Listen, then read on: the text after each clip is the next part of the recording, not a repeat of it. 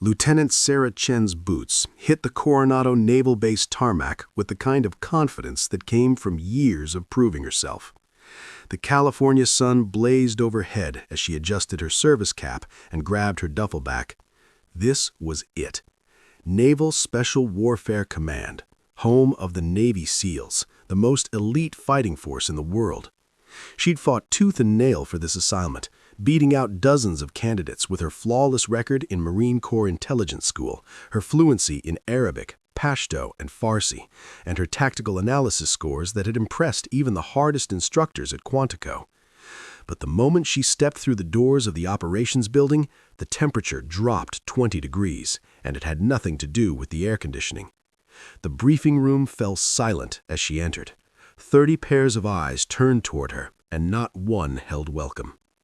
Commander Jake Reaper Morrison stood at the front, a weathered SEAL with 20 years of combat under his belt and a reputation for eating junior officers for breakfast. He glanced at her file, then at her, his expression somewhere between boredom and disgust. "Lieutenant Chen," he said flatly, not bothering with pleasantries, "you'll be assigned to Intelligence Support Desk 3, back corner." He turned back to his briefing without another word, as if she'd already ceased to exist. Sarah moved to her assigned seat, feeling the weight of hostile stares following her every step. As she sat down, she heard the whisper from somewhere behind her. Great, a diversity hire. Low chuckles rippled through the room like poison spreading through water. She kept her face neutral, her military bearing perfect, but her stomach twisted. She'd heard it before, at the academy, at intelligence school, at every posting where she'd been one of the only women. But this felt different, more concentrated, more dangerous. The briefing dragged on for 2 hours, covering operational protocols, security clearances, and chain of command. Morrison never looked at her again. When other officers asked questions, he engaged thoughtfully. When Sarah raised her hand to clarify a point about intelligence sharing protocols, her actual area of expertise, he cut her off mid-sentence. "We'll cover that later, Lieutenant. Let's stay on track." His tone made it clear. Your input isn't wanted here. After the briefing, Sarah headed to the locker room to stow her gear. The moment she opened her assigned locker, her breath caught. Someone had been there first. Her carefully packed equipment was scattered across the floor, uniforms trampled, personal items tossed carelessly. And taped to the inside of the locker door was a note written in thick black marker. "Get lost, new girl. You don't belong here." Sarah's hands trembled as she picked up her belongings, not from fear, from rage, pure white-hot rage that she couldn't afford to release. She'd spent 6 years in the military learning to control her emotions, to never show weakness, to be twice as good to get half the respect. She methodically cleaned up the mess, folded her uniforms with crisp precision, and placed everything back in order. As she worked, 3 operators walked past the open locker room door. She recognized them from the briefing. Junior SEALs, probably in their mid-20s, all swagger and testosterone. The biggest one, a blonde with a cocky grin and a name tape that read 10, handed eye contact with her and smirked. "Gonna cry to Daddy, sweetheart?" he called out. His buddies laughed, high-fiving each other as they continued down the hallway. Sarah said nothing. She'd learned that responding only fed the beast, but her jaw clenched so hard her teeth ached, and her hands gripped the locker door with enough force to leave fingerprints in the metal. That evening, as she unpacked in her small quarters on base, Sarah stared at herself in the mirror. She'd always been small, 5'5", 130 pounds soaking wet, but she was strong, faster than she looked, and she held a second-degree black belt in Krav Maga, earned through years of brutal training. She could handle herself in a fight. She'd proven it in training exercises, in self-defense scenarios, even in a real-world situation during a deployment to Afghanistan, where she disarmed a hostile who'd gotten too close to her intelligence post. But none of that mattered here. These men didn't see her skills, her education, her service record. They saw a woman invading their sacred brotherhood, and they wanted her gone. Sarah pulled out her phone and almost called her father, a retired Marine colonel who'd supported her every step of the way, but she stopped herself. This was her fight. She had to prove she belonged, not just to them, but to herself. As she lay in bed that night staring at the ceiling, Sarah made a promise. She wouldn't quit. She wouldn't give them the satisfaction. Whatever they threw at her, harassment, sabotage, isolation, she would endure it. She would excel despite them. But in the darkness, a small voice whispered doubts. How long could she hold out against an entire unit that wanted her to fail? How much could one person take before breaking?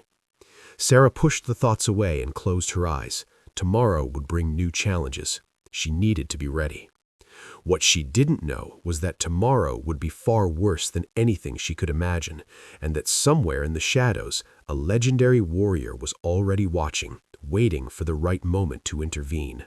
The hazing was only beginning. Week 3 at Naval Special Warfare Command, and Sarah Chen had developed a sixth sense for danger. She could feel it in the way conversations stopped when she entered a room, in the eyes that tracked her movements across the compound, in the accidents that happened with disturbing frequency whenever she was around. The morning started like all the others, 0500 physical training. Sarah had always prided herself on her fitness. She could run a 6-minute mile, do 50 pull-ups without breaking form, and complete the obstacle course faster than most men her size. But here, nothing she did was ever good enough. "Chen, pick up the pace." The PT instructor, a grizzled master art named Kowalski, singled her out constantly. When she finished the 3-mile run in 18 minutes, well above the required standard, he'd shake his head. Pathetic. My grandmother could beat that time. But it was the obstacle course that morning where things turned truly dangerous. Sarah was halfway up the cargo net wall, 20 feet in the air, when she felt the impact. Someone had accidentally crashed into the structure from the adjacent lane, a massive SEAL candidate named Martinez who outweighed her by 100 pounds. The net lurched violently. Sarah's grip faltered for a split second, and gravity took over. She fell. The drop felt like it happened in slow motion. 8 feet down, she slammed into the hard-packed earth, landing on her left side with a sickening thud that drove the air from her lungs. Pain exploded through her ribcage and shoulder. For a moment, she couldn't breathe, couldn't think, could only lie there gasping like a fish out of water. "Oh, man, sorry about that, ma'am." Martinez's voice dripped with false concern as he looked down from above. "Didn't see you there. You okay?" Sarah forced herself to stand. Even though every breath felt like knives in her chest, "I'm fine," she managed, refusing to show weakness around her. She caught the smirks, the knowing glances exchanged between operators who'd witnessed the accident. Kowalski didn't even bother to check if she was injured. "Get back on that wall, Chen, we don't have all day." She climbed back up, each movement agony, and finished the course. But later that day, when the pain wouldn't subside, she visited the base medical clinic. The doctor, a Navy corpsman who'd seen everything, examined her carefully. Bruised ribs, strained shoulder. "You're lucky nothing's broken." He looked at her with something that might have been sympathy. "How'd this happen, Lieutenant?" Sarah met his eyes. "Training accident." He didn't believe her. She could see it in his face. But he simply nodded, prescribed pain medication, and sent her on her way. They both knew that reporting it officially would only make things worse. The sabotage escalated throughout the week. Mission reports she'd spent hours preparing would mysteriously vanish from the classified server, forcing her to recreate them from memory under impossible deadlines. Her computer password was changed twice by someone with administrative access who claimed it was a security protocol. Coffee appeared on her desk one afternoon, seemingly from a well-wisher. She took one sip and immediately spit it out. Someone had dumped hot sauce into it, enough to burn her throat raw. The whispers followed her everywhere, a constant psychological assault designed to break her spirit. "Can't hack it. Shouldn't be here. Gonna wash out any day now. Heard she's already asking for a transfer." Sarah kept her head down and focused on her work. If they wanted her to fail, she'd prove them wrong by being undeniably excellent. She worked 14-hour days analyzing intelligence reports from Afghanistan and Iraq, identifying patterns that others missed, providing tactical recommendations that were actually actionable. Her work was objectively brilliant, but it didn't matter. Commander Morrison continued to ignore her contributions in briefings, often crediting her analysis to other team members. Then came the warehouse incident. It was 1900 hours, well after most personnel had left for the day. Sarah needed to retrieve some communications equipment from the supply warehouse for an early morning briefing. The massive building was dimly lit, filled with rows of metal shelving stacked high with gear, creating narrow corridors that felt increasingly claustrophobic.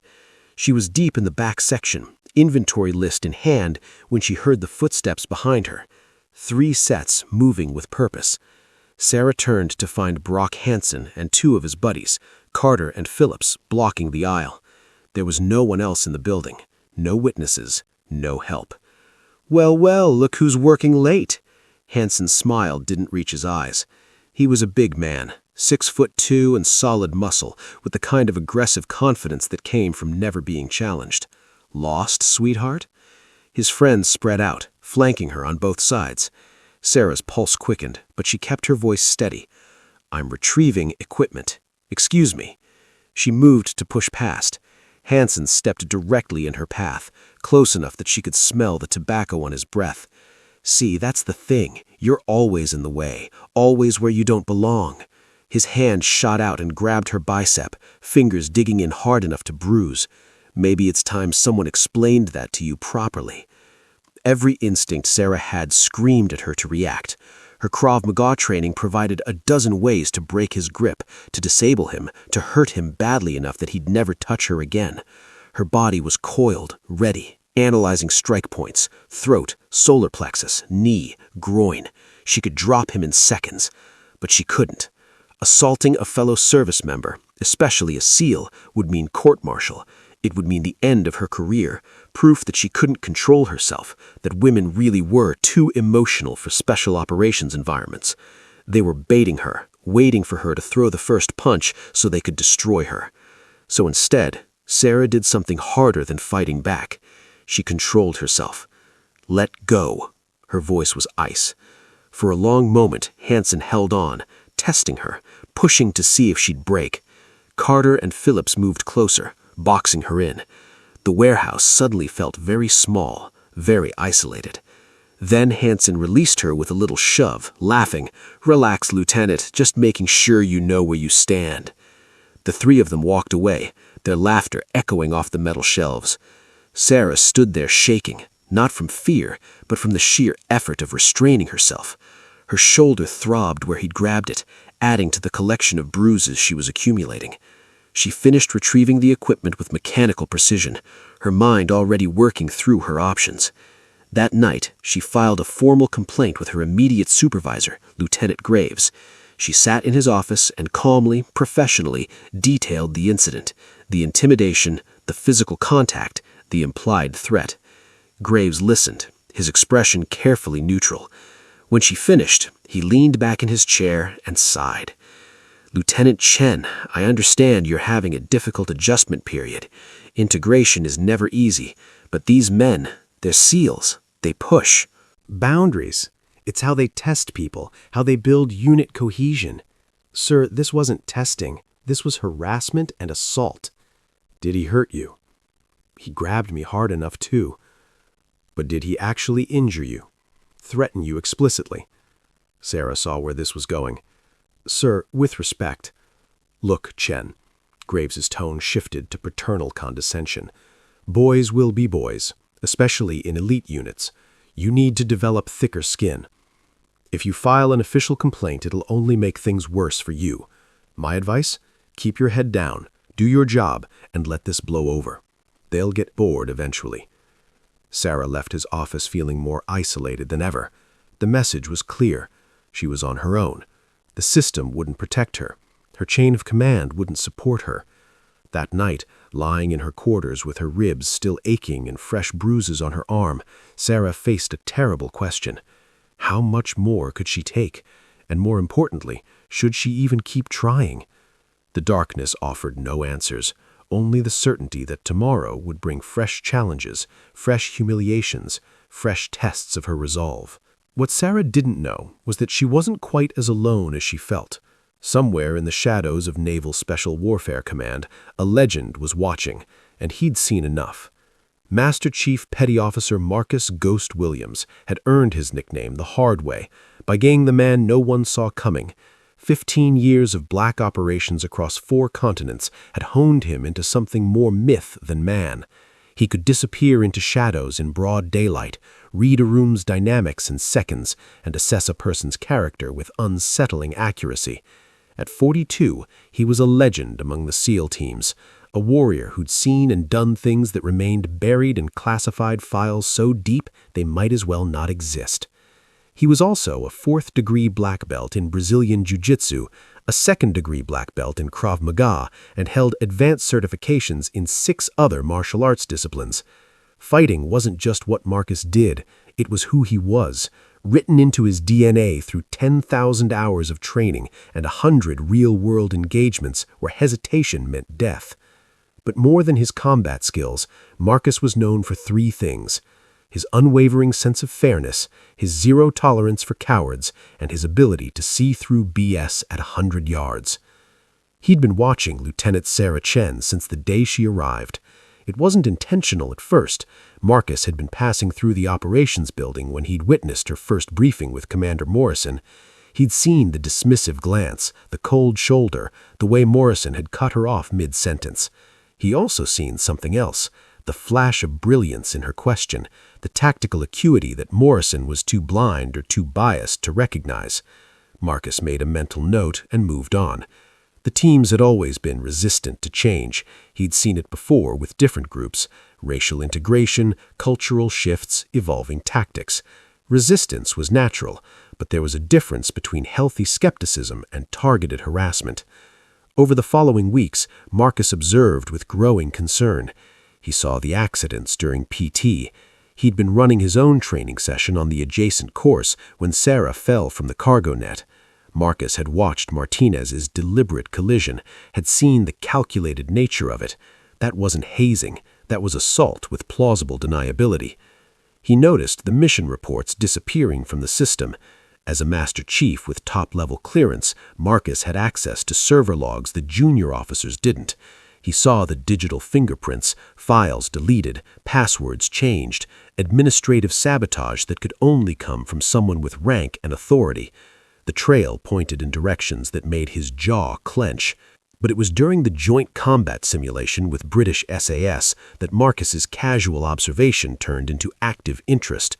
The exercise was complex, a simulated hostage rescue in an urban environment with multiple hostile actors, civilian complications, and a ticking clock. Commander Morrison was running the operation with input from his senior staff. Sarah had been relegated to a corner desk, tasked with monitoring communications, glorified secretarial work for someone with her analytical capabilities. Marcus was there as an observer and advisor, his role to evaluate the team's performance and provide feedback. He positioned himself where he could see the entire operations center, watching not just the action, but the dynamics, the interpersonal currents that could make or break a unit. 20 minutes into the simulation, Sarah's hand shot up. "Commander, I'm seeing a pattern in the enemy communications. They're using a bracketing strategy. They know we're coming." Morrison didn't even look at her. "Noted. Lieutenant, continue monitoring." "Sir, I really think I—" said noted. "Stay in your lane, Chen." Sarah's jaw tightened, but she returned to her station. Marcus watched her fingers fly across the keyboard, pulling up data streams, cross-referencing communication patterns with geographical positioning. He drifted closer, positioning himself where he could see her screen without being obvious. What he saw made him pause. She'd identified something the entire command staff had missed, a sophisticated enemy counterintelligence operation. The hostiles had detected the SEAL surveillance and were feeding false information through multiple channels designed to draw the assault team into a kill zone. Sarah had mapped it out with stunning clarity. Communication timestamps, geographic triangulation, pattern analysis that would have made NSA cryptologists jealous. It was brilliant work. Graduate-level intelligence analysis completed in real time under pressure. Marcus glanced at Morrison, who was confidently ordering his teams forward based on faulty intelligence, then back at Sarah, whose screen literally showed the ambush waiting to happen. Commander Marcus's voice cut across the operations center with the kind of authority that made even senior officers straighten. Recommend you review Lieutenant Chen's analysis before committing forces. Morrison's face flushed with irritation. Master Chief, with respect, we have this under control. Do you? Marcus gestured to Sarah's station.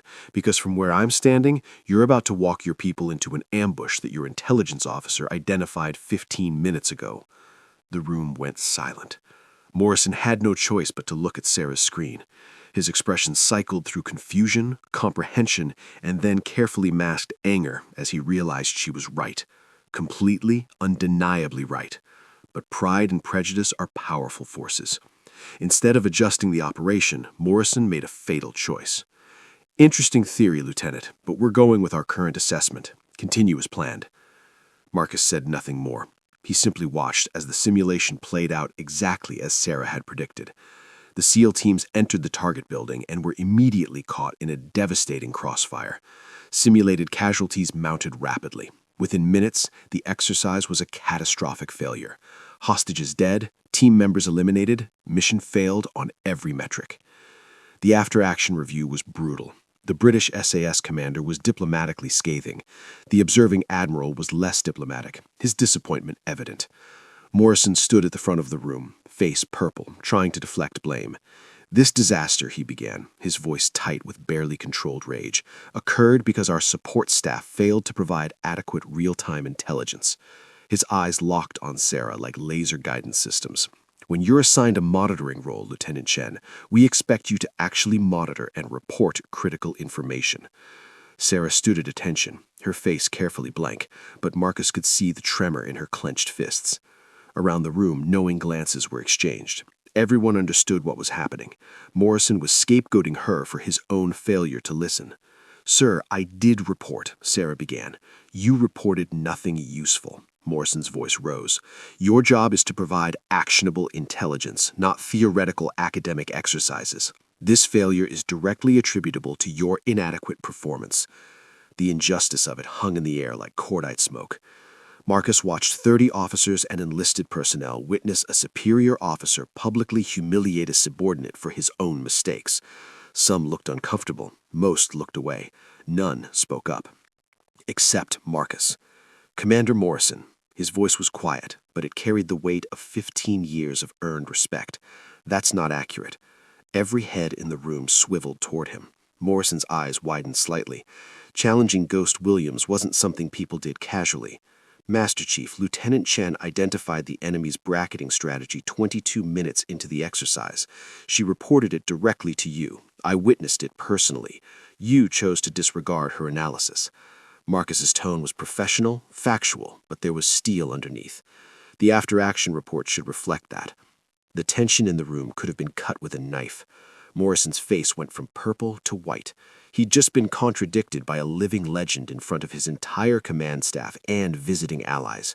The power dynamic had dramatically shifted. "I must have misheard in the chaos of operations," Morrison stammered, trying to save face. "Regardless, we need better communication protocols going forward." Marcus said nothing more. He'd made his point, but as the meeting dissolved, he caught Sarah's eyes for just a moment. She looked stunned, confused about why this legendary operator had just put his reputation on the line for her. Marcus understood her confusion. She didn't know him, didn't know that his own daughter was applying to the Naval Academy, hoping to follow in his footsteps. She didn't know that he'd watched too many talented people driven out of the service by small-minded leaders who valued conformity over capability. But she was about to learn.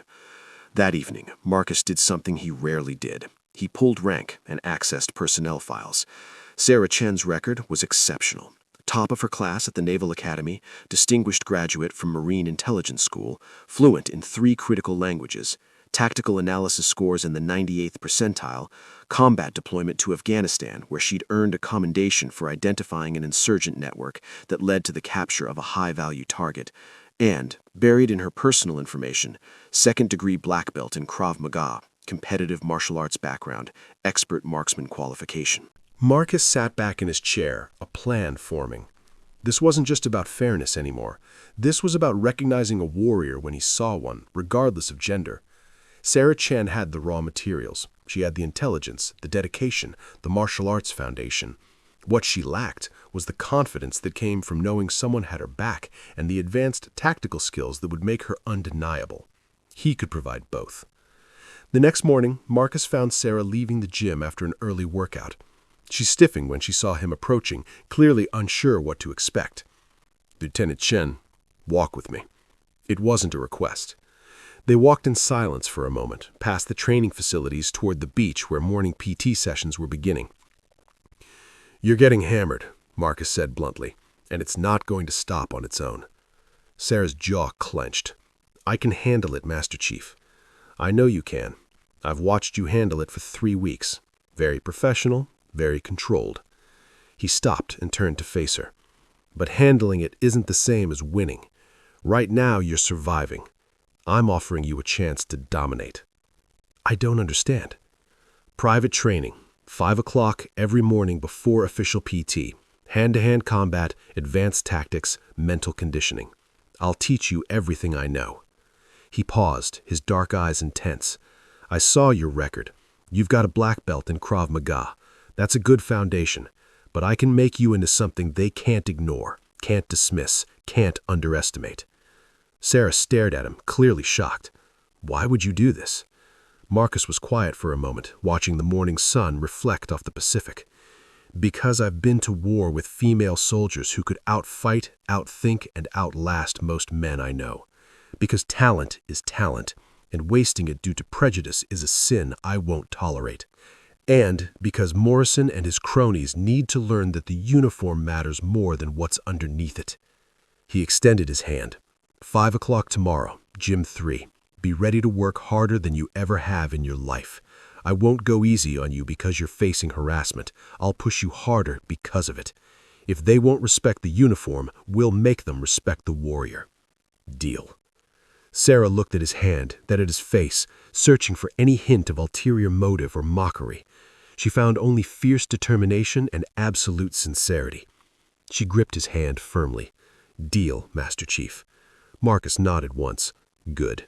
And, Lieutenant, what happened yesterday in that briefing room, that wasn't about defending you. That was about defending the truth. Get used to it. From now on, you've got backup."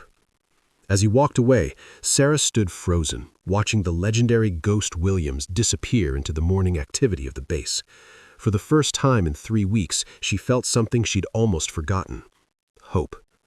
What she didn't know was that Marcus had also spent the previous evening compiling a very detailed file: surveillance footage, server logs, witness statements, and one intelligence report that Morrison had deleted, showing his digital fingerprints all over the sabotage.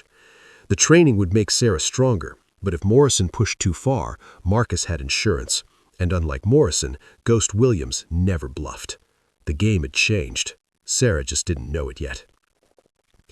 3 months had passed since Marcus began training Sarah, and the transformation was remarkable. She was faster, stronger, more confident, but the institutional resistance remained like a cancer in the unit. Commander Morrison had backed off slightly after Marcus's intervention, but his hostility had simply become more sophisticated, more carefully disguised. Now that simmering tension was about to explode. Operation Resolute Dawn was the most significant joint training exercise of the year, a multinational operation involving U.S. Navy SEALs, British SAS, German KSK, and French commandos. The scenario simulated a high-risk hostage rescue in a failed state with multiple terrorist cells, civilian populations, and political complications. Success here meant recognition, career advancement, and international prestige. Failure meant humiliation in front of Allied Special Operations Forces. For 2 weeks, Sarah had worked 18-hour days preparing for the exercise. As the primary intelligence analyst, she'd pored over thousands of pages of simulated intelligence reports, intercepted communications, satellite imagery, and human intelligence summaries. She'd built a comprehensive picture of the enemy network, their leadership structure, communication patterns, safe houses, and operational methodology. Her analysis identified a critical vulnerability. The terrorist cell leader, Hassan al-Rashid, maintained a consistent communication schedule with his subordinates every Tuesday and Thursday at 600 hours, using a specific encryption protocol. By triangulating these communications, Sarah had pinpointed his likely location to within 3 blocks in the simulated urban environment.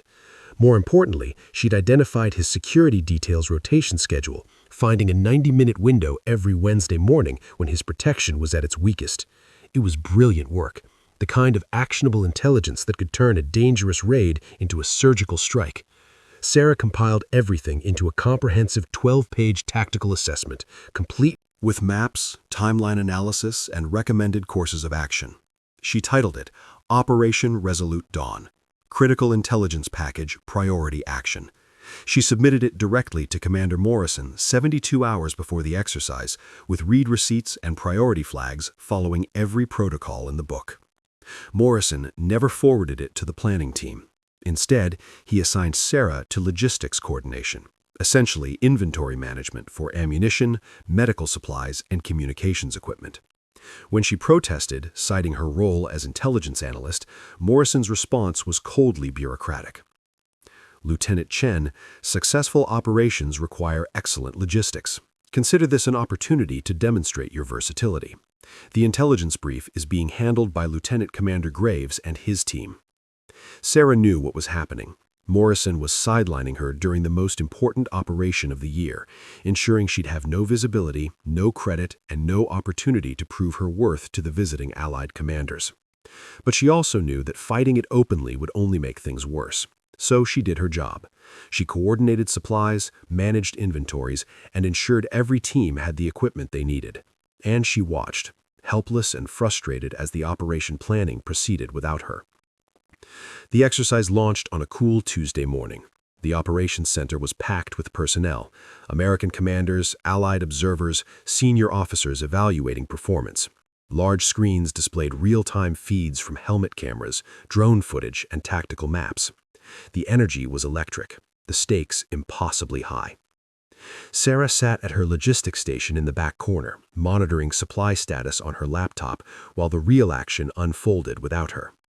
She could see Morrison at the command table confidently directing his teams based on intelligence that was incomplete at best, fatally flawed at worst.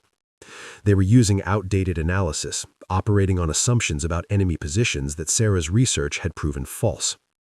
The assault teams were heading toward what Morrison believed was al-Rashid's compound, a location that Sarah's communication analysis had ruled out days ago. She wanted to speak up, to warn them, but she'd learned that lesson already. Morrison wouldn't listen. He'd just humiliate her again in front of everyone. So she watched, in growing horror, as the operation unfolded exactly as she'd feared.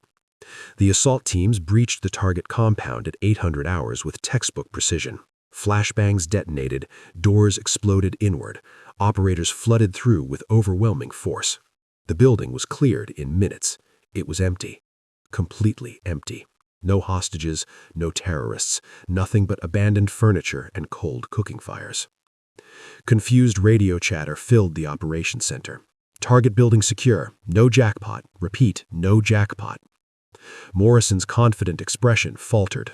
Check again. Expand the search to adjacent buildings. But Sarah knew what would happen next, because she'd mapped the entire enemy network.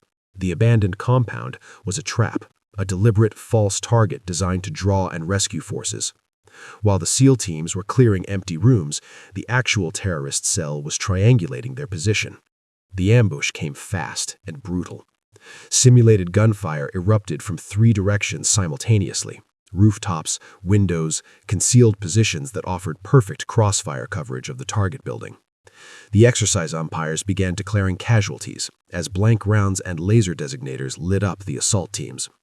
Contact multiple hostiles east and west, taking fire from elevated positions. Man down, man down. The operations center erupted into controlled chaos. Morrison shouted orders, trying to regain control, but the tactical situation was already lost. The assault teams were pinned down in a kill zone, taking simulated casualties at an alarming rate. The exercise umpires were ruthlessly objective. By their count, 12 operators were dead within the first 5 minutes, another 8 wounded.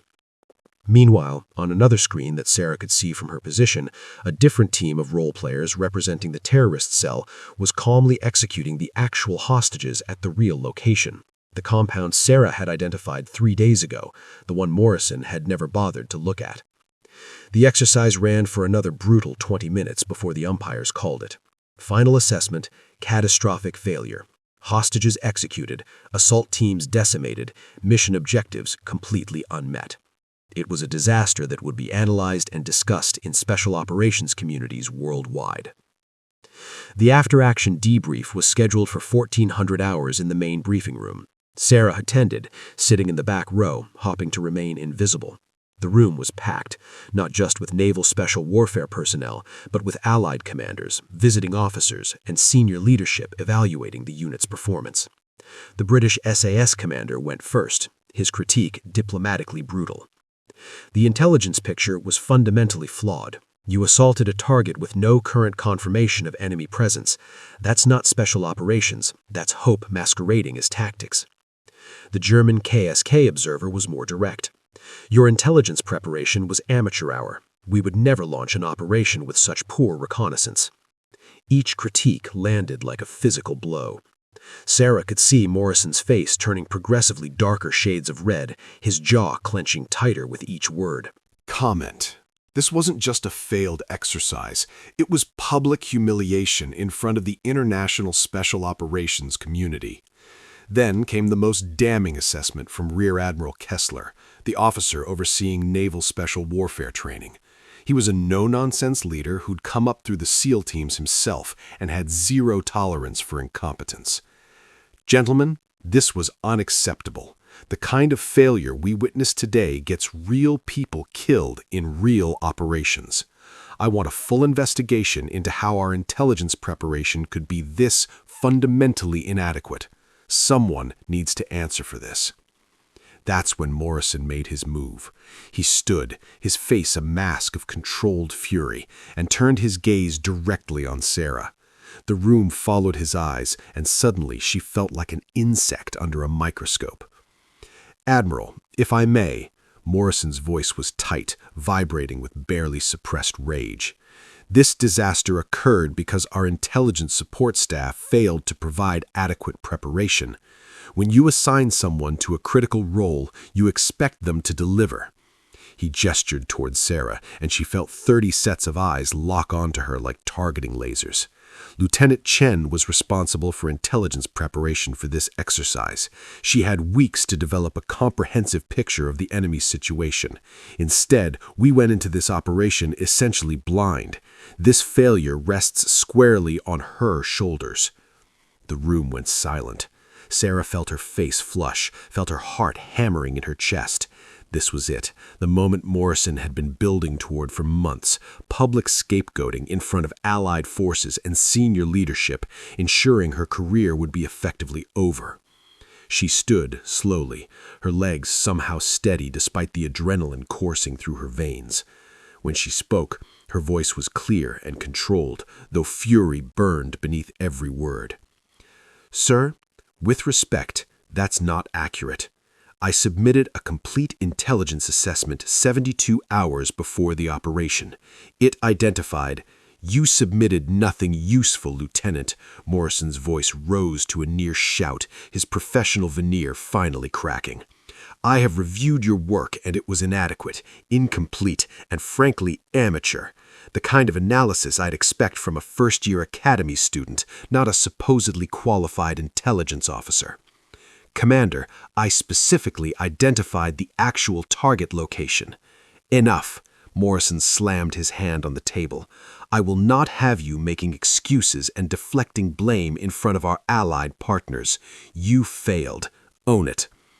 The reason those simulated hostages died, the reason our operators walked into an ambush, is because you failed to do your job."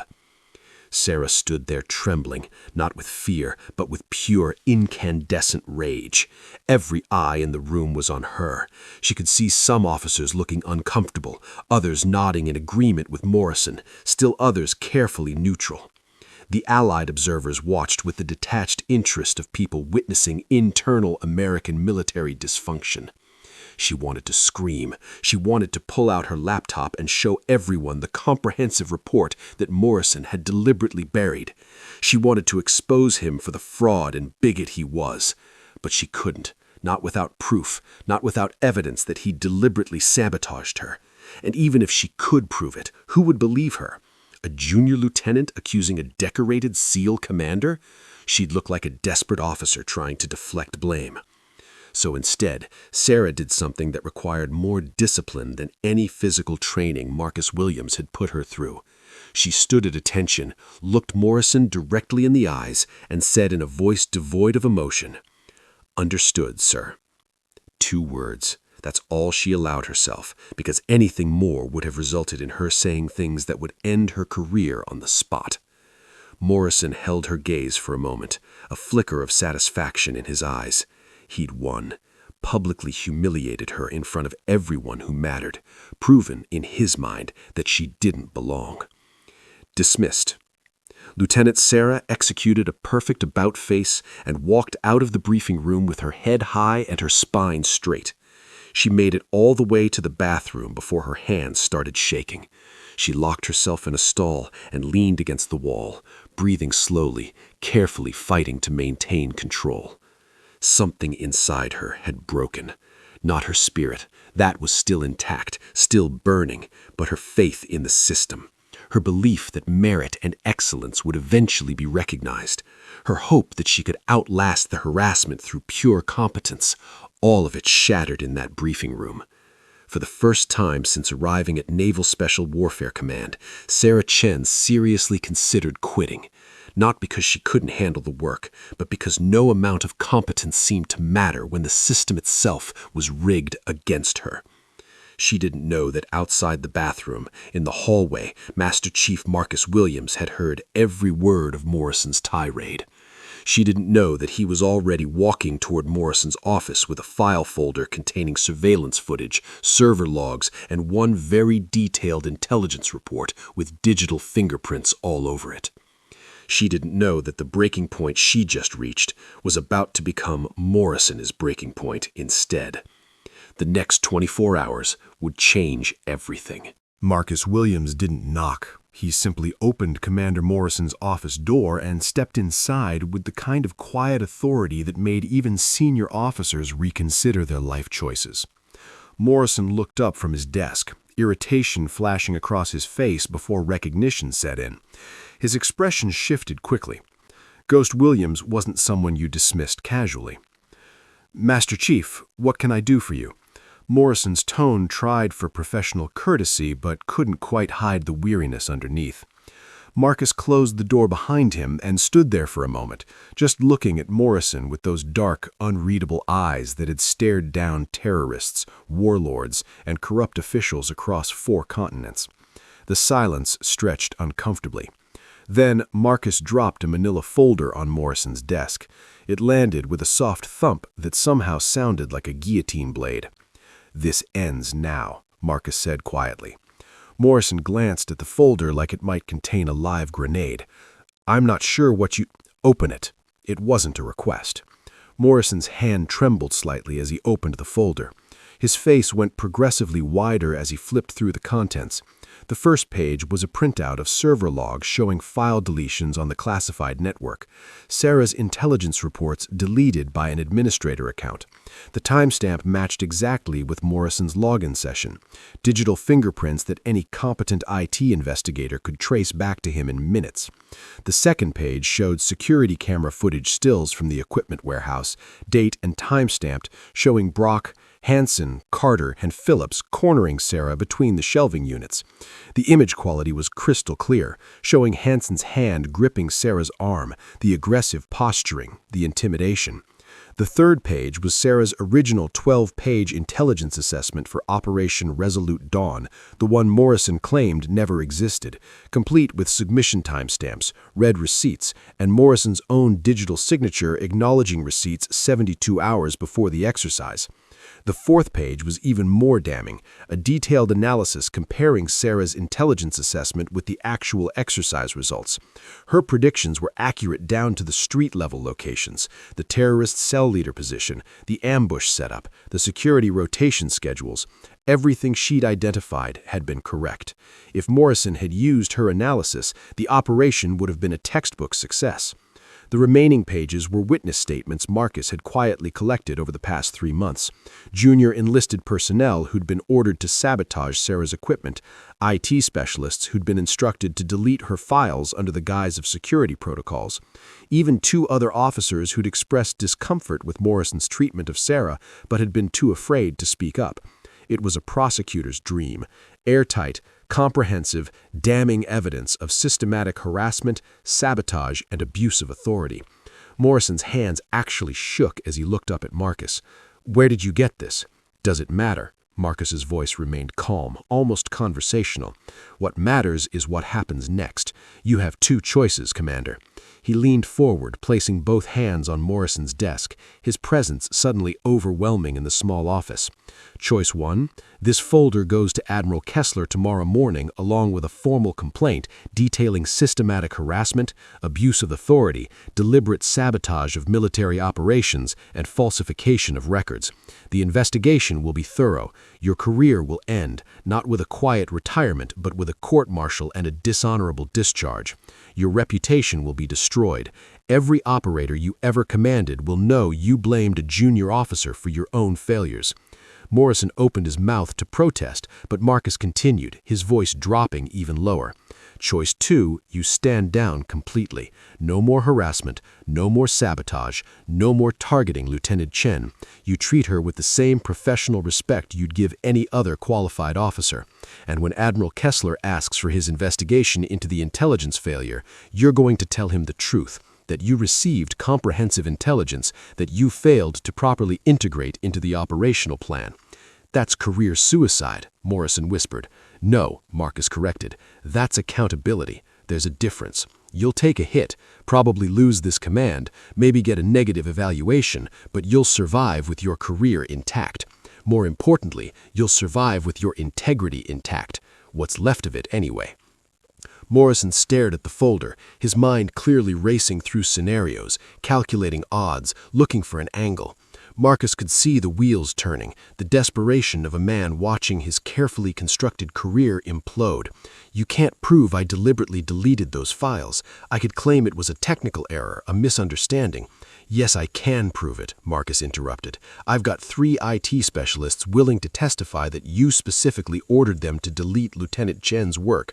I've got digital forensics that show deliberate, targeted deletions, not random technical failures. I've got a pattern of behavior documented over 3 months. He paused. And I've got something else, Commander. Marcus pulled out his phone and turned it toward Morrison. On the screen was a video file, Morrison's tirade in the OSC. Briefing room just hours ago, recorded from Marcus's position in the back. Every word, every accusation, every false claim about Sarah's performance. I also have the actual briefing recording showing you deliberately ignored Lieutenant Chen's real-time intelligence during the simulation 3 months ago. The one where she correctly predicted the ambush and you overruled her. Remember that? Morrison's face was ashen now. He was a SEAL, trained to handle pressure, but this was a different kind of combat, one where all his tactical advantages had been systematically stripped away. "Why are you doing this?" Morrison's voice was barely above a whisper. "Why do you even care about her?" Marcus straightened up, his expression hardening. "Because I've been to war, Morrison. Real war. Not exercises, not simulations. Actual combat where people die if you make mistakes. And you know what I learned? That talent has no gender. I fought beside women in Kurdistan who could outshoot, outthink, and outfight most men I know. Female Peshmerga soldiers who held the line against ISIS while male soldiers ran. Israeli commandos, Polish Grom operators, British SAS, all had women who were worth 10 of the average operator." He picked up the folder, holding it between them like a weapon. "Lieutenant Chen is one of the most naturally gifted intelligence analysts I've seen in 15 years. Her tactical mind is exceptional. Her work ethic is flawless. She's earned her place here 10 times over. The only thing standing between her and excellence is small-minded men like you who are more threatened by her chromosomes than impressed by her capabilities." Morrison's jaw clenched.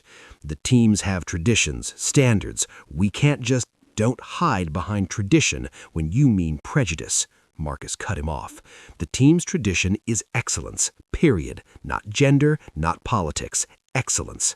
Lieutenant Chen represents that tradition better than you do right now." The two men stared at each other across the desk. Marcus could see the calculation in Morrison's eyes, weighing options, measuring consequences, looking for any escape route. There wasn't one. Marcus had made sure of it.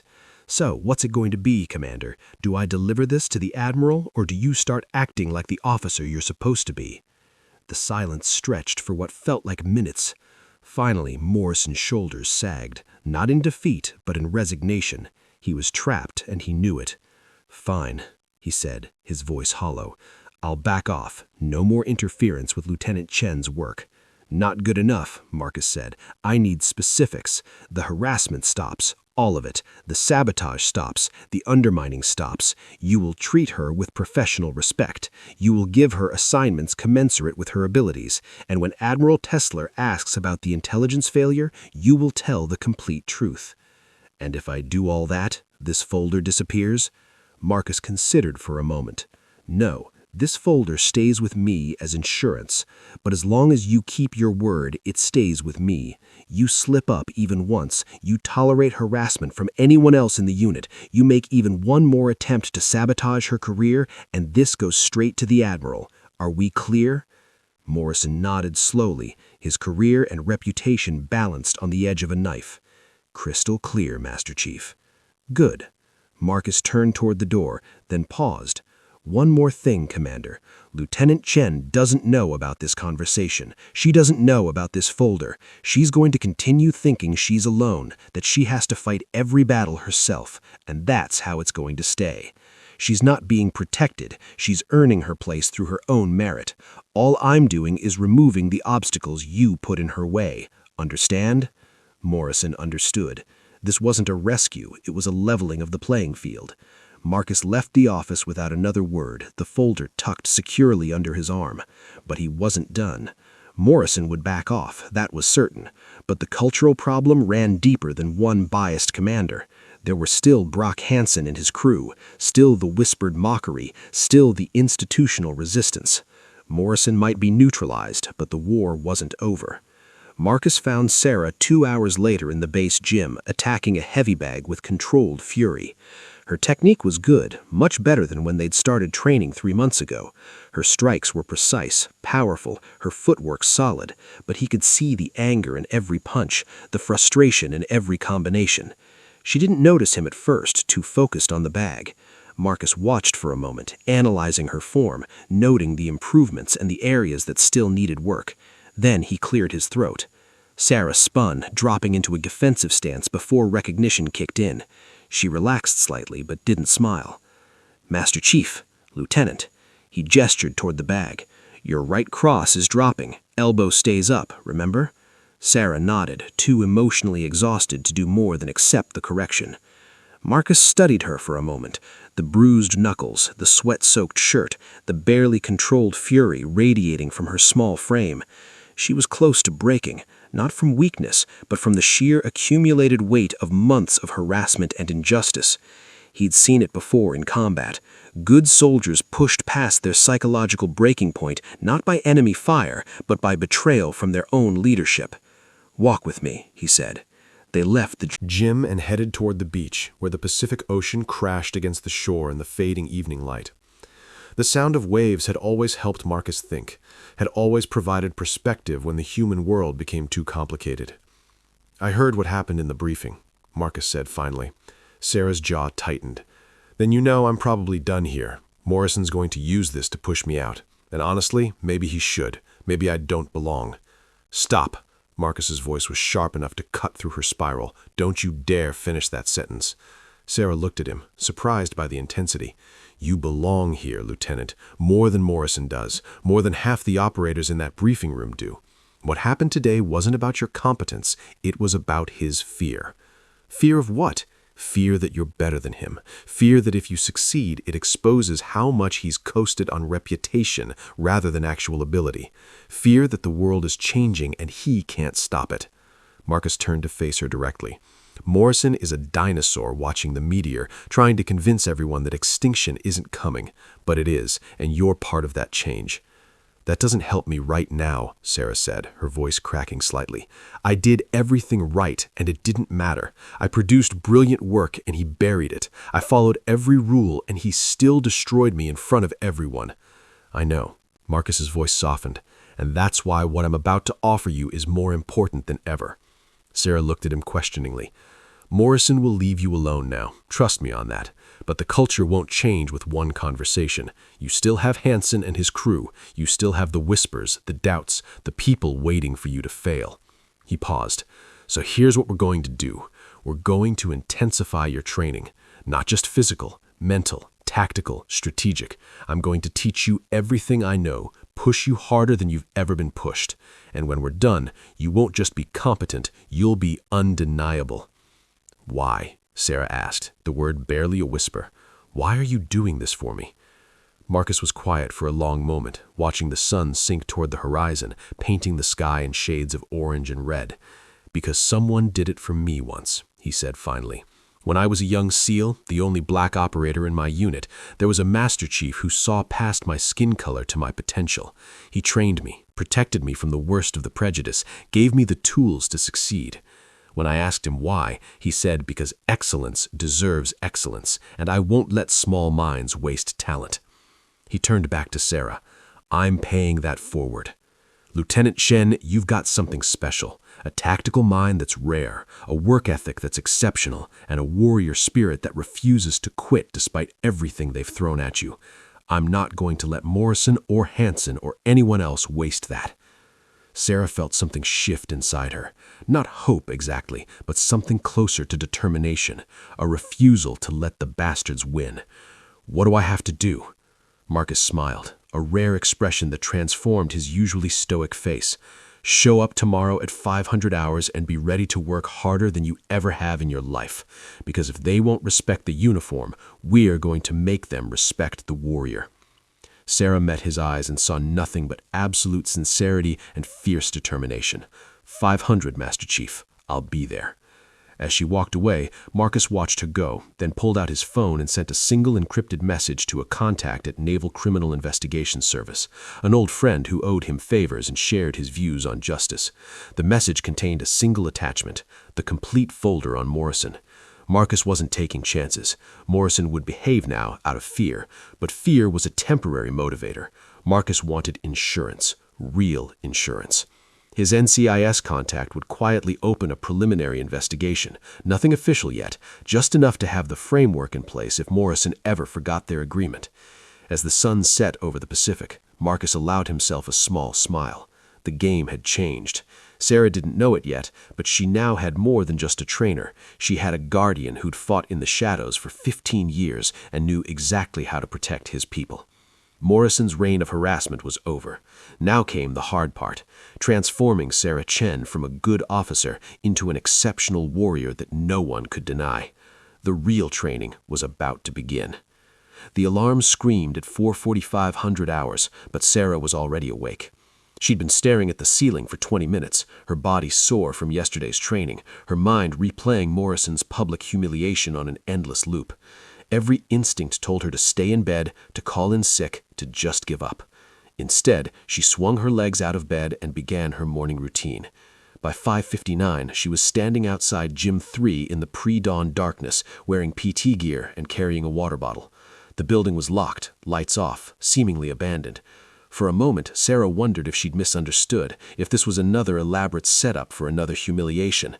Then a door she hadn't noticed opened silently, and Marcus appeared like a ghost materializing from shadows. On time. Good. Come in. Complete privacy. For the next 3 months, Marcus began without preamble, we're going to rebuild you from the ground up. Not because you're broken, but because you're going to face situations where being good won't be enough. You need to be exceptional, undeniable, the kind of operator that makes people shut up and pay attention. Sarah nodded, her jaw set with determination. I've reviewed your Krav Maga background. Solid foundation, but too sport-oriented. We're going to strip that down and rebuild it for real combat. You're going to learn Brazilian Jiu-Jitsu, Muay Thai, weapons retention, multiple attacker scenarios, and tactical psychology. He paused, his dark eyes boring into hers. This won't be fun. This won't be encouraging. I'm going to push you until you think you can't continue, and then I'm going to push you further. Clear? Crystal, Master Chief. Good. Let's begin. The first hour was brutal. Marcus didn't ease her in with warm-ups or basic techniques. He started with live grappling, full resistance, full intensity. Within 30 seconds, Sarah found herself on her back, Marcus's weight controlling her completely, demonstrating the vast gap between sport martial arts and combat grappling. Tap, he commanded when he applied a submission hold. Sarah tapped. He released, pulled her up, and immediately they went again, and again, and again. By the 20th repetition, Sarah's lungs burned, her muscles screamed, sweat poured down her face, but she didn't quit. Better, Marcus said, after she managed to escape one of his holds. You're thinking now, not just reacting. Again.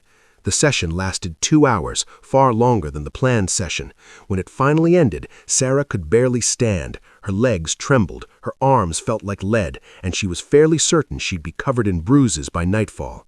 5 o'clock tomorrow, Marcus said, as she staggered toward the door. Don't be late. Sarah just nodded, too exhausted for words. The next morning was worse, and the morning after that was worse still.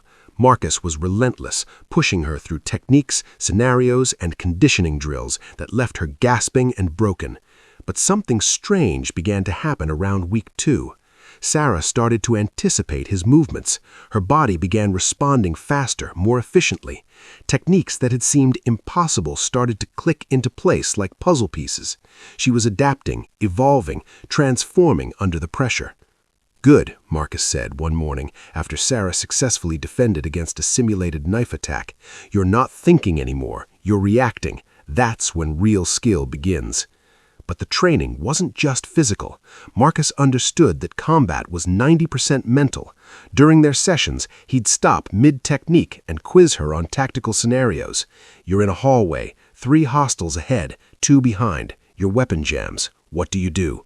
Sarah would have to answer immediately, no hesitation, explaining her tactical reasoning while physically exhausted.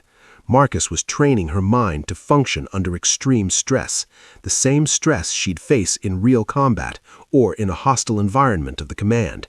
Pain, exhaustion, fear, these are just information, Marcus would say. Your body is giving you data. Don't fight it. Use it, acknowledge it, and move forward anyway. That's what separates warriors from everyone else. By week 6, Sarah's transformation was becoming visible. Her body had changed, leaner, harder, more efficient. Her movements carried a fluidity and confidence that hadn't been there before. She walked differently, stood differently, radiated a quiet competence that was starting to make people take notice. But more importantly, her mental state had shifted. The constant harassment that had once chipped away at her confidence now barely registered. When someone accidentally bumped into her during PT, she didn't flinch or apologize. She simply maintained her balance and continued. When her work was dismissed in meetings, she didn't internalize it, she documented it and moved forward. Marcus had taught her something crucial. She couldn't control others' prejudice, but she could control her response to it. And the best response wasn't anger or pleading. It was excellence so undeniable that it couldn't be ignored. Her intelligence work reached new heights during this period. While Morrison had backed off the overt sabotage, true to his forced agreement with Marcus, Sarah's assignments were still deliberately mundane. She was given routine analysis tasks, basic monitoring work, nothing that would showcase her abilities. So Sarah did something unexpected. She went above and beyond. In a routine monitoring assignment of Middle Eastern communications, Sarah identified a pattern that suggested a potential terrorist financing network. She wasn't assigned to investigate it, but she did anyway, on her own time. Using publicly available information and open-source intelligence techniques, she built a comprehensive analysis showing fund transfers, shell companies, and key personnel. She submitted it directly to the intelligence community database, bypassing Morrison entirely. Within a week, it had been flagged by NSA analysts as exceptional work and forwarded to multiple agencies. Sarah's name was attached to it, and suddenly, people in the broader intelligence community were asking, who is this Lieutenant Chen?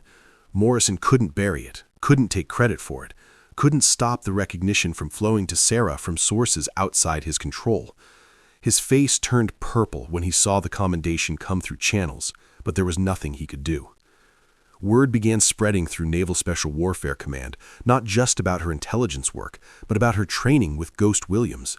People had seen them in the early mornings. Marcus, the legendary operator, personally training this junior lieutenant with an intensity usually reserved for operator candidates. The whispers changed tone.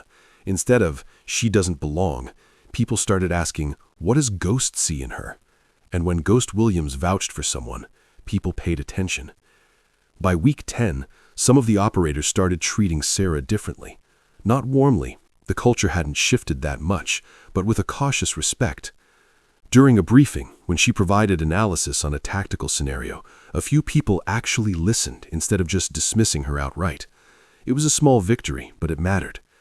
Lieutenant Commander Graves, who'd once dismissed her harassment complaint, approached her after a meeting one afternoon.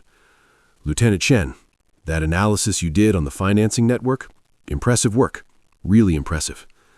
Sarah looked at him with carefully controlled expression. This was the same officer who told her to develop thicker skin when she'd reported being physically threatened. "Thank you, sir," she said neutrally. Graves seemed to sense her coldness. He shifted uncomfortably. "Look, I know things haven't been easy for you here, but you're doing good work. Keep it up." It wasn't an apology. It was an acknowledgement of his failure to support her, but it was something. A crack in the wall of institutional indifference. Sarah simply nodded and walked away. She didn't need his validation anymore.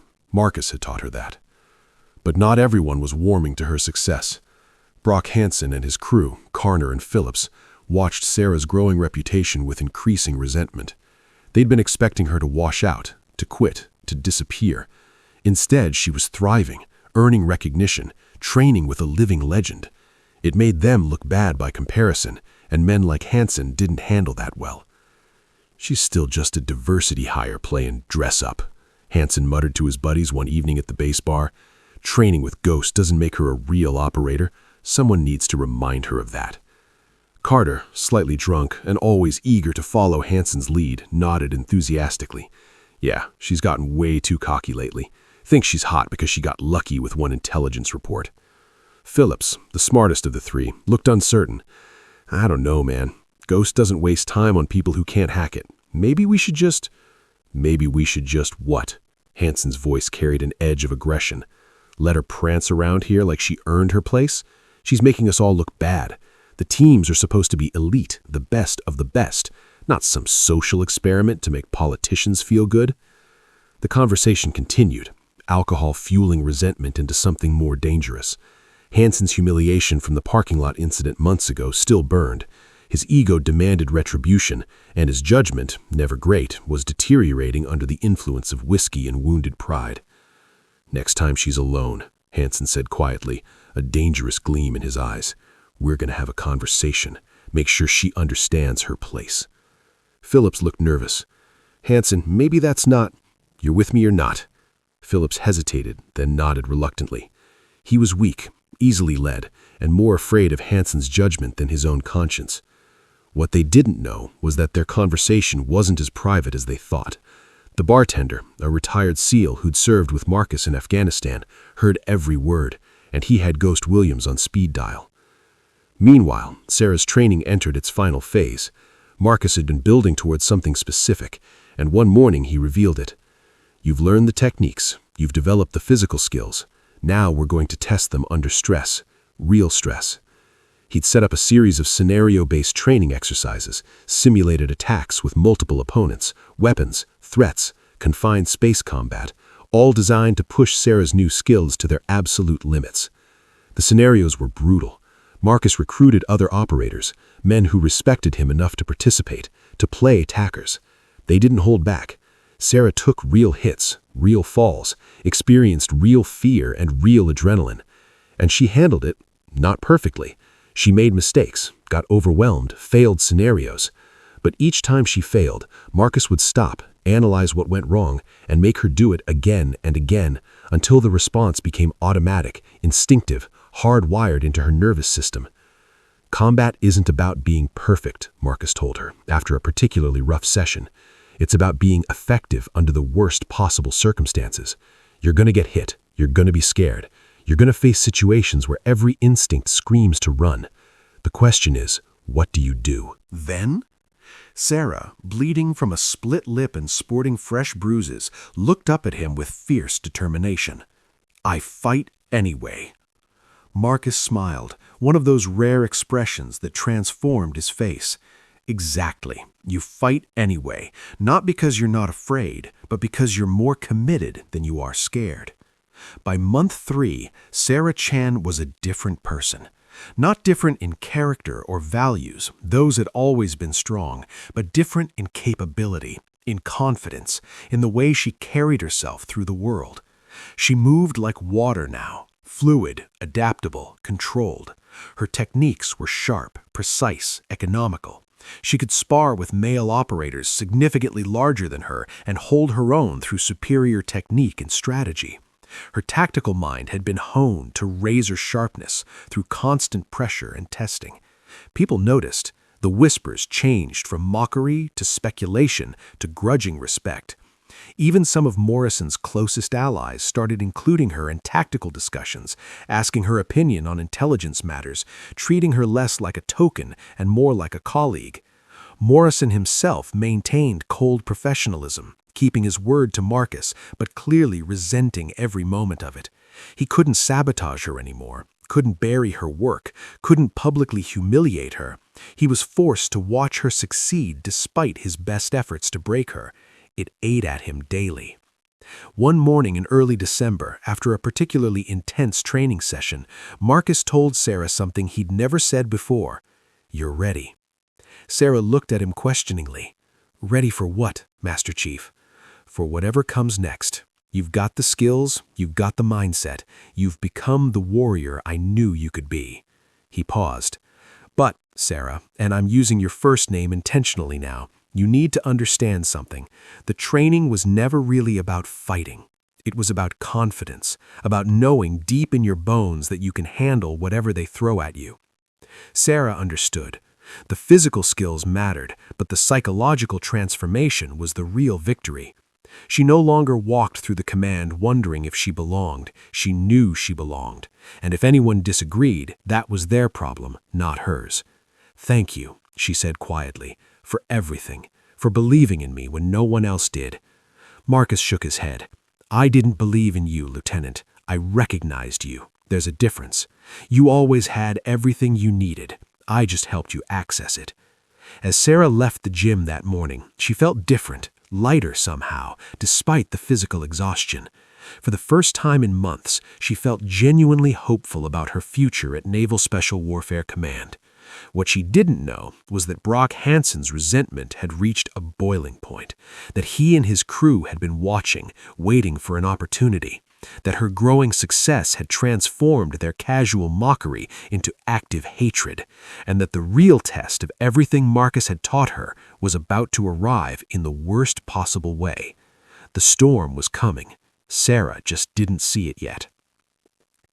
The unit holiday party at Magenti's bar was supposed to be a rare moment of unity, a chance for Naval Special Warfare personnel to relax, bond, and celebrate the end of a grueling training cycle.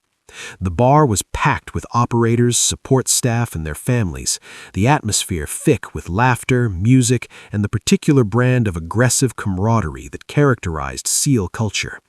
Sarah had almost skipped it. Social events at the command were still minefields of awkward interactions and forced pleasantries, but Marcus had encouraged her to go, arguing that visibility mattered, that integration wasn't just about competence, but about being present.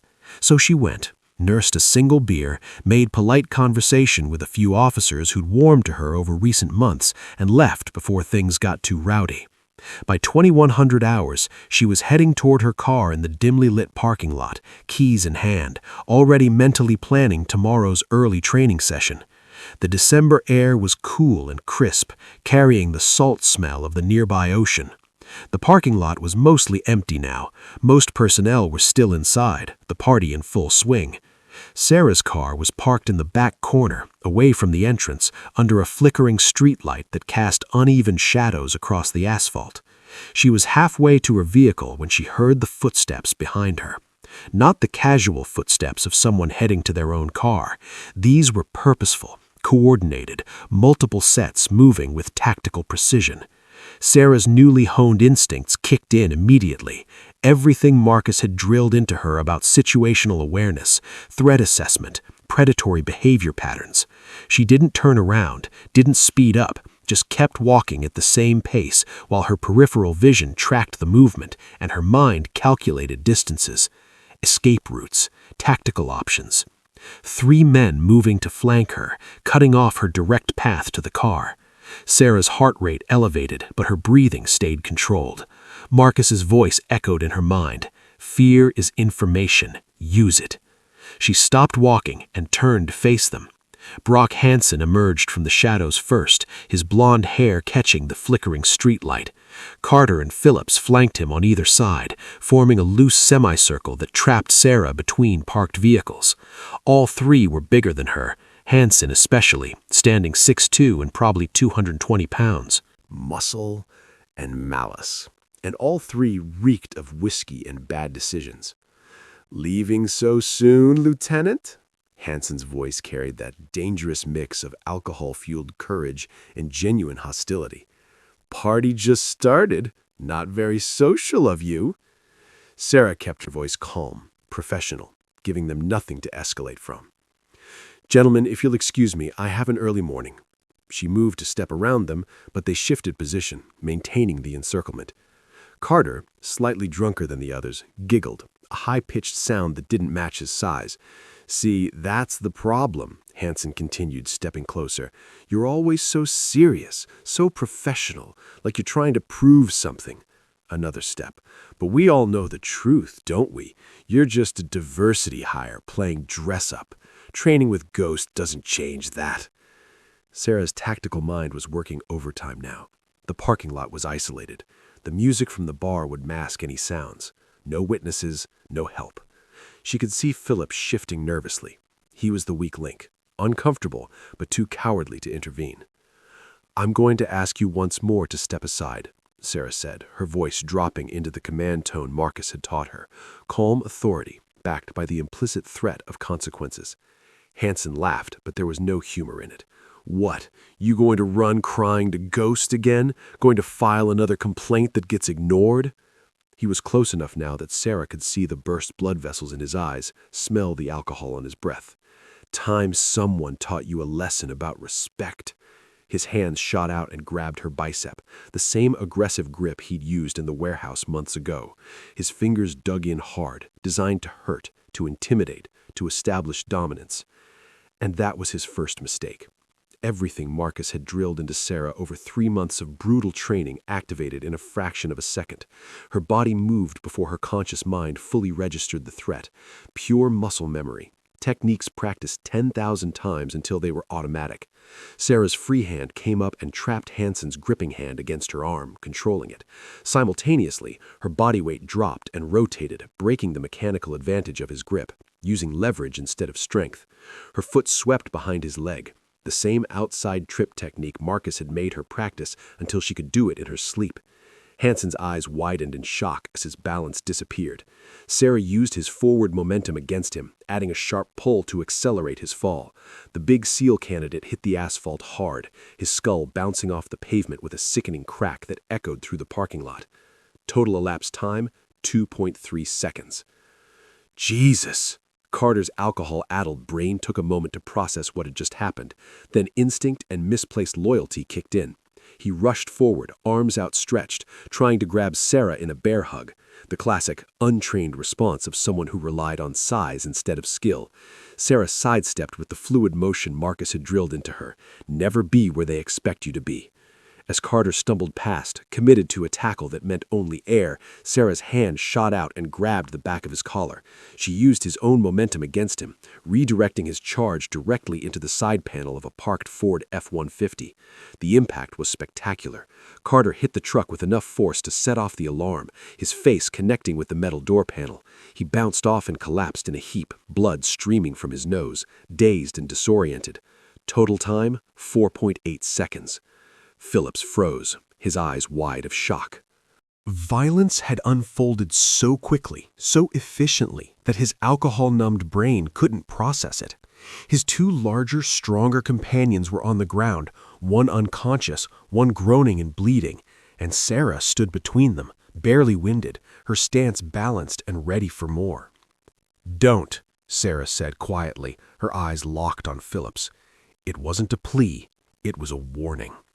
Phillips raised his hands in surrender, his face pale, suddenly very sober. "I didn't. We weren't going to." "Yes, you were." A voice cut through the darkness, deep calm, carrying absolute authority. Marcus Williams stepped out from behind a nearby vehicle where he'd been positioned the entire time. He'd known this was coming, had been warned by the bartender, had positioned himself to intervene if necessary, but he'd also wanted to see if Sarah could handle herself. She had, decisively. Marcus looked down at Hansen, who was groaning on the pavement, one hand clutching his head. Then at Carter, still slumped against the truck, blood dripping from his shattered nose. Finally at Phillips, who looked like he wanted to disappear into the asphalt. "Gentlemen," Marcus said, his voice quiet, but carrying an edge that could cut steel. "I believe the lady asked you to leave." Hansen struggled to sit up, his face twisted with pain and humiliation. Blood trickled from where his skull had impacted the ground. When he saw Marcus, fury replaced the pain. "This isn't over," he spat, trying to sound threatening despite being sprawled on the ground. "She assaulted us. We were just—" "What?" Marcus' tone dropped to something genuinely dangerous. "Just cornering a fellow officer in an isolated parking lot? Just physically grabbing her? Just threatening her with 3-to-1 odds?" He pulled out his phone. "Funny thing about this parking lot, security cameras, high definition, excellent night vision capability." He turned the phone toward Hansen, showing footage of the entire encounter, Hansen grabbing Sarah, the subsequent takedowns, everything captured in crystal clarity. "I see a clear case of self-defense against assault. What do you see, Hansen?" Hansen's face went from red to white. Carter, still dazed, was starting to understand the magnitude of what had just happened. Phillips looked like he might vomit. "Here's what's going to happen," Marcus continued, his voice taking on the tone of someone delivering a tactical briefing. "You three are going to get yourselves cleaned up. Tomorrow morning, 800 hours, you're going to report to the Master-at-Arms and confess to assault on a fellow officer. You're going to accept whatever disciplinary action comes your way, which I can tell you from experience will include immediate dismissal from the SEAL training pipeline and likely a courts-martial." "You can't," Hansen began. "I can. I will. And Lieutenant Chen here has every right to press full charges. Assault, battery, conspiracy. The JAG office will have a heyday with this. You'll be dishonorably discharged, probably serve time in military prison, and spend the rest of your lives explaining to potential employers why you were kicked out of the Navy for assaulting a female officer." The three men stood there, or in Hansen's case, sat there, as the full weight of their situation crashed down on them. Their careers were over, everything they'd worked for gone, all because Hansen's ego couldn't handle a woman succeeding where he'd expected her to fail. "Master Chief, please," Phillips was the first to break. "We made a mistake. We were drunk. We weren't thinking." "No." Marcus cut him off. "You were thinking. You were thinking she was alone, vulnerable, easy prey. You were thinking you could intimidate her without consequences. You were thinking wrong." Sarah stood silently through all of this, her heart rate gradually returning to normal, her mind processing what had just happened. She'd defended herself successfully against 3 larger opponents. Everything Marcus had taught her had worked exactly as designed. But more than that, she'd crossed a threshold. For months, she'd taken the harassment, the sabotage, the hostility, always controlling her response, always maintaining professional composure. Tonight, when pushed past the point of tolerance, when faced with actual violence, she'd responded with controlled, precise, devastating force. And it felt right.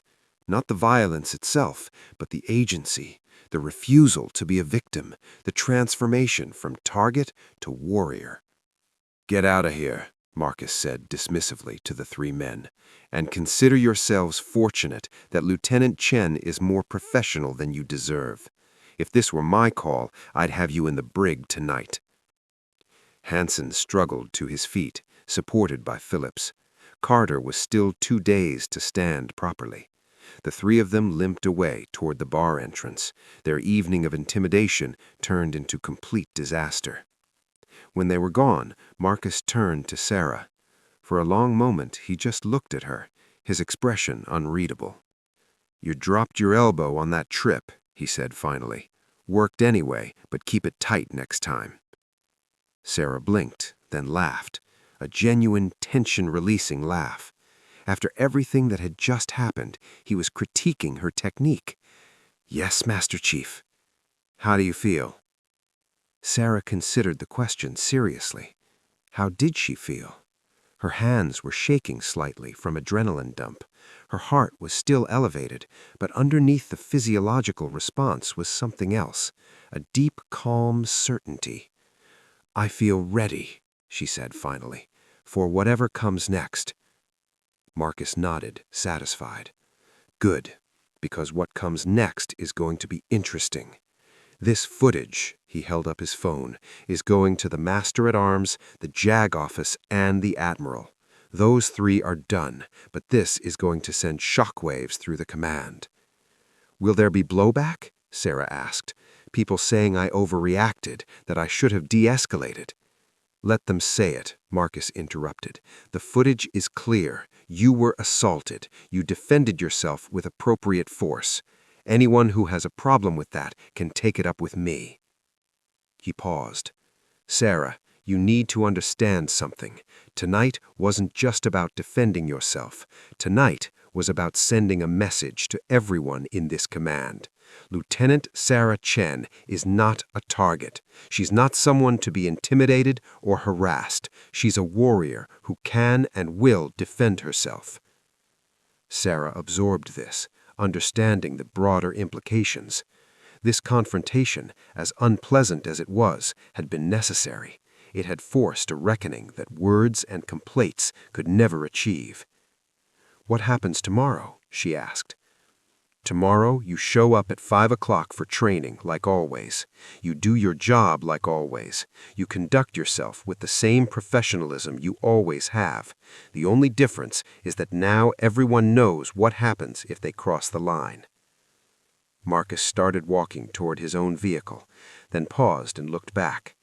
"And Sarah, you did good tonight. Really good. I'm proud of you." Coming from Ghost Williams, those words meant more than any medal or commendation ever could. Sarah watched him drive away, then looked down at her hands. They'd stopped shaking. She felt centered, grounded, more certain of her place in the world than she'd felt in months. She got in her car and drove back to base, her mind already shifting to tomorrow's challenges. The parking lot confrontation would have consequences. Official investigations, probably testimony, definitely attention she'd rather avoid. But Sarah Chen wasn't worried. She'd faced the test and passed. She'd proven to herself, most of all, that she belonged here, not because someone gave her permission, but because she'd earned it through skill, determination, and the willingness to stand up when pushed down.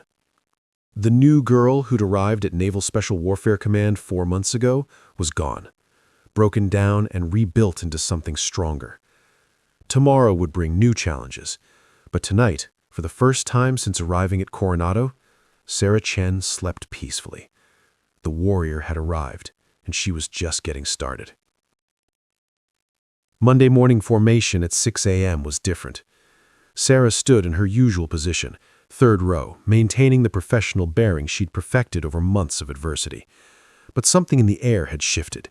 She could feel it in the sidelong glances, the whispered conversations that stopped when she approached, the electric tension crackling through the assembled personnel. Commander Morrison was gone. Not just absent from formation, gone entirely. Reassigned to administrative duties pending review, according to the terse announcement from the command staff. Everyone knew what that meant. Career death spiral, quiet removal, the military's way of making problems disappear without public scandal. The investigation Marcus had quietly initiated through his NCIS contact moved faster than expected. The evidence was too damning, the pattern too clear. Morrison's systematic harassment, the deleted intelligence reports, the deliberate sabotage of operations, all of it documented, witnessed, undeniable. The Admiral had acted swiftly, decisively, sending a message that such behavior wouldn't be tolerated. Standing where Morrison usually stood was a new officer, Commander Patricia Vance, a no-nonsense veteran with a reputation for fairness and a distinguished service medal from operations in Somalia. Her presence itself was a statement. Change was here. But the real bombshell came moments later. 3 names were called out from the formation: Hansen, Carter, and Phillips. They marched forward, faces pale, shoulders slumped in defeat. The master-at-arms read the charges with clinical precision: assault on a fellow officer, conduct unbecoming, conspiracy to intimidate a service member. Security footage from the parking lot had sealed their fate. You are hereby dismissed from the SEAL training pipeline and remanded to the Judge Advocate General's office for court-martial proceedings. Remove your insignia. The symbolism was devastating. In front of the entire command, these men who tried to intimidate Sarah Chen were publicly stripped of their status, their dreams, their identities as warriors. The sound of insignia being ripped from uniforms echoed like gunshots across the silent formation. Sarah watched without expression, feeling neither triumph nor pity, just a quiet satisfaction that justice, however delayed, had finally arrived. As the 3 disgraced men were escorted away, Rear Admiral Kessler stepped forward. His presence commanded immediate attention.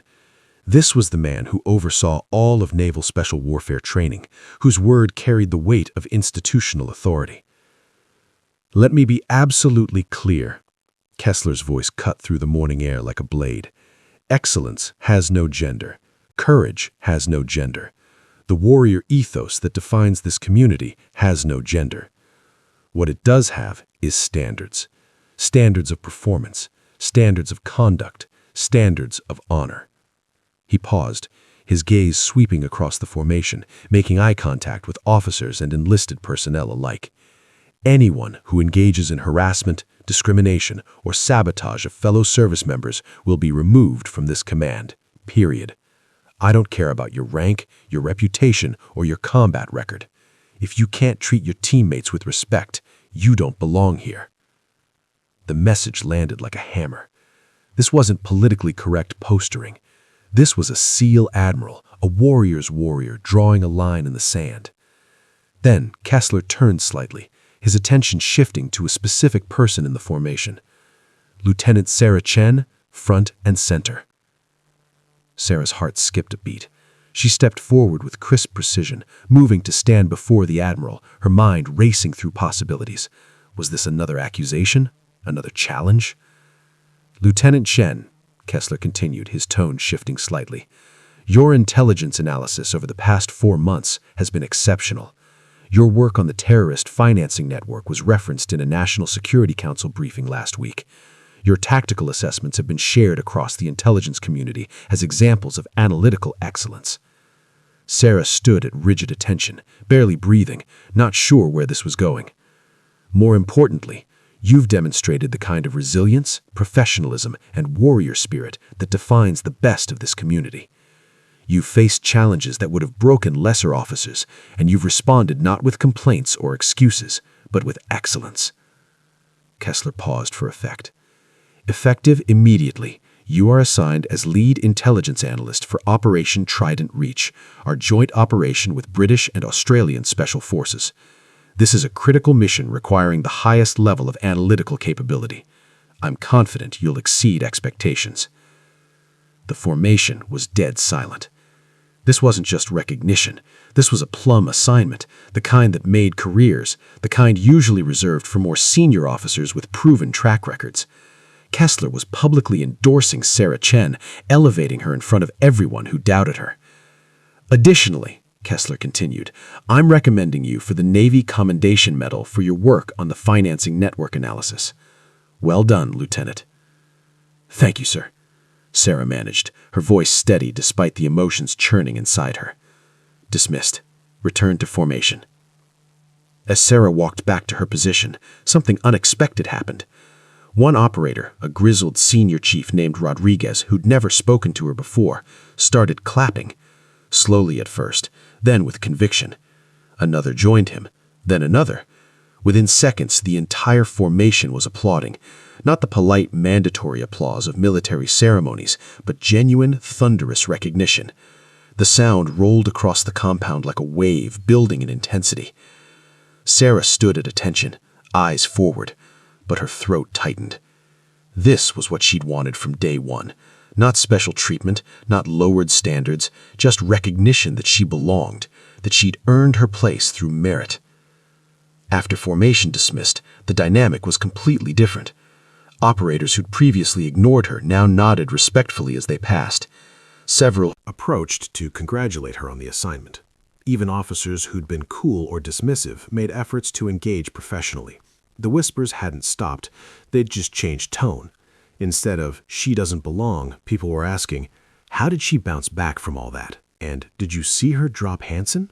The narrative had shifted from skepticism to respect. But the most meaningful moment came later that morning.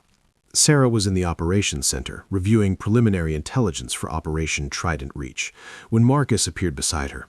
He didn't say anything at first, just watched her work for a moment, a slight smile playing at the corners of his mouth. "Master Chief," Sarah acknowledged, looking up from her computer. "Lieutenant Chen," he said, a small box on her desk. "Thought you might want these." Sarah opened it to find a pair of custom challenge coins, one from Marcus's SEAL team, one from his time with the Joint Special Operations Command. These were rare, personally significant items that operators only gave to people they considered true teammates. "I can't accept," Sarah began. "You already have," Marcus interrupted. "You earned them. Not through politics or quotas or special treatment. You earned them the way everyone in this community should, through excellence, courage, and refusing to quit when it would have been easier to walk away." He extended his hand.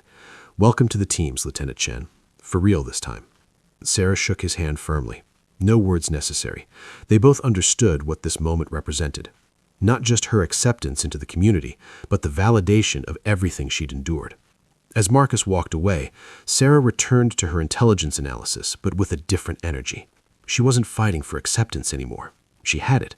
Now she could focus on what she'd always wanted to do, the mission. Over the following weeks, Operation Trident Reach planning consumed her days. Working directly with Marcus and the assault team leaders, Sarah provided intelligence that was so precise, so actionable, that it fundamentally shaped the operational plan. Her analysis identified enemy patterns, weak points, and opportunities that others had missed. During planning sessions, when she spoke, people listened. When she made recommendations, they were seriously considered. Not because she was a woman, but because she was damn good at her job. The mission itself went flawlessly. The assault teams hit their targets with surgical precision, leveraging the intelligence Sarah had provided. 0 casualties, all objectives achieved, hostages safely recovered. It was the kind of operation that ended up as a case study in special operations courses, and Sarah's name was all over the after-action reports. Commander Vance called her in afterward for a private meeting. The new commander had a reputation for being tough but fair, and Sarah approached the meeting with curiosity rather than apprehension. "Lieutenant Chen," Vance began, gesturing for Sarah to sit. "I've been reviewing your record, the actual record, not the version Morrison was peddling. You've got something special. Analytical mind, tactical acumen, and more importantly, character. Thank you, ma'am. I'm recommending you for advanced intelligence training at the National Intelligence University. After that, I want you back here in a leadership position, training the next generation of intelligence analysts. We need people who understand both the technical aspects and the human dynamics of this community." Sarah absorbed this, understanding the implications. This wasn't just career advancement. It was a pathway to real influence, to changing the culture from within. "I'd be honored, ma'am." Vance smiled. "Good.